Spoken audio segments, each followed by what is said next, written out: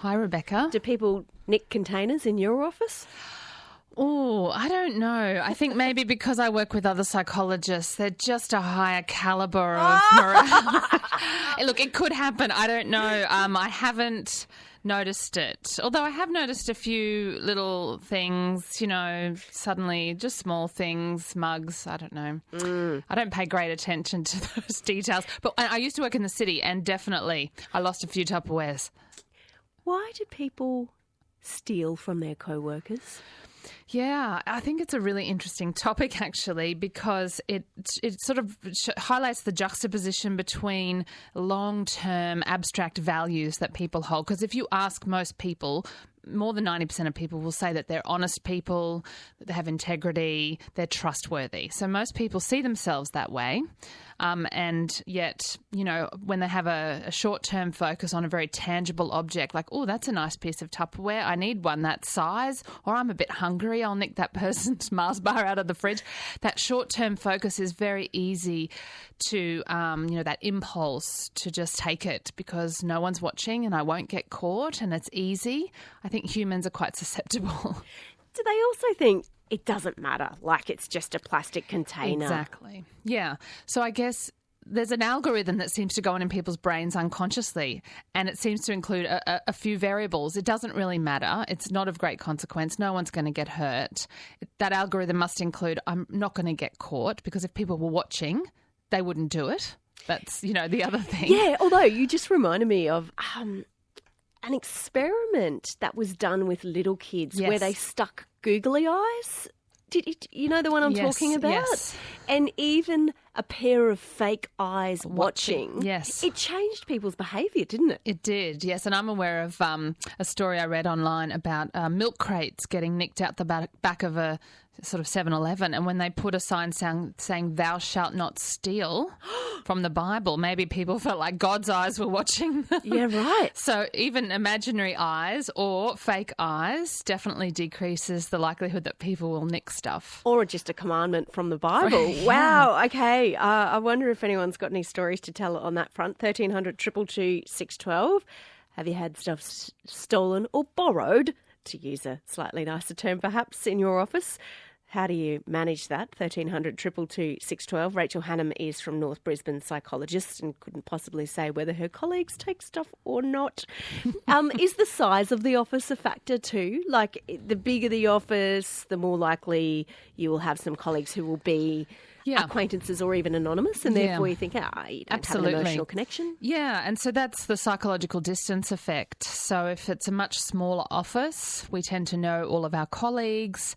It's a smaller space, so there's more proximity, both physically and psychologically. But when you've got more people and there's more people you don't know so well, there are more spaces, then the psychological distance and maybe the physical distance is greater. And statistically, the research shows that's more likely to make people steal. What about, you heard Jen say there about putting a label on, using a child's container to try and, I guess, identify or provide some, emotional connection beyond just the plastic container? You reckon that helps? Well, did she say that it helped when she put her child's name? I think she said it didn't make any difference. I don't know, that didn't. But when she got her husband to tell the story as if it was some kind of family Tupperware heirloom, then it mysteriously returned. Yeah. Look, I think so. I think if people feel some sort of... Because we're much less likely to steal from our friends, although some people will steal from their friends. But the experiments that show, if people think they won't get caught and they don't know the victim, they're more likely to do it than if they do know them. So that's about emotional connection, as you said. So anything that you could do to make create an emotional connection between your object and the other people you work with, or just. I don't know what you can do. Put a sign that says, this is important to me. Do not steal. Something personal. Except, I'm just extrapolating out from here in terms of connection and responsibility. The other issue in workplace kitchens is dirty dishes. Oh, and yes. Every office has had that either pleading note or a passive-aggressive note saying, wash up. I mean, is that connected to this line of logic as well? It does seem to be a perennial issue, I agree. Every workplace I go into and have worked in seems to have this issue. And I think just getting creative and trying different things, because every group, every workplace is different. Sometimes a roster will work, sometimes an emotional plea will work, and still sometimes someone seems to do more than their fair share. Can I just say, in our office here, Yes. there are no forks. There are never any forks, so we have a fork issue. But just the other week, there was a big box of random, disconnected plastic containers that someone had collected together and just put a note on top of saying, free.